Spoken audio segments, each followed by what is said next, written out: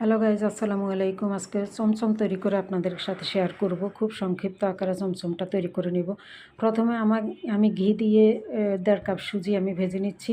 আপনারাও 3-4 মিনিট ভেজে নেবেন ঘিয়ের মধ্যে। আর ঘিয়ের মধ্যে দিলে সাদা তেল দিয়েও করতে পারবেন, তবে ঘিয়ের মধ্যে ভেজে নিলে চমচমের স্বাদটা অনেক বেশি বাড়ে। তো এখানে আমি লিকুইড দুধও দিয়ে দিচ্ছি ভাজার পরে।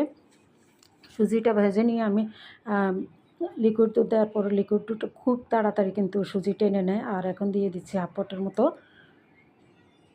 Condense milk. আর কনডেন্স মিল্কটা দিলে কিন্তু এখানে চিনি লাগে না, কারণ অনেকেরই ডায়াবেটিস থাকে এখন, বিশেষ করে সবাই মিষ্টিটা অ্যাভয়েড করতে চায়।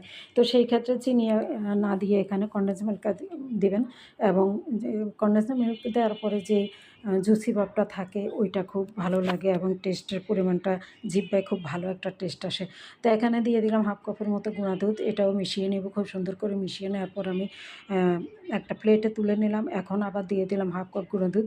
মানে যত গুড় তত মিষ্টি। আসলে গুঁড়া দুধের পরিমাণটা বা দুধের পরিমাণটা আপনারা যত বেশি দিবেন তত স্বাদ হবে, এটাই স্বাভাবিক। তো এখন আমি চমচম আকারে তৈরি করে নিচ্ছি। সবগুলাই আমি তৈরি করে নিব, আপনাদের সাথে একটা দেখাচ্ছি। তো চমচমের আকারটা আমি দেখাইলাম আপনাদেরকে। এখন গুঁড়া দুধের উপরে একটু মেল্ট করে নিব এবং এভাবে আমি প্রত্যেকটা চমচম তৈরি করে নেব। আলহামদুলিল্লাহ, এতটা মজা ঘরে তৈরি করা এতটা সহজ। আমার এই চমচম তৈরির রেসিপিটা যদি ভালো লাগে দয়া করে আমার চ্যানেলটাকে সাবস্ক্রাইব করবেন। আল্লাহ হাফেজ, সবাই ভালো থাকবেন।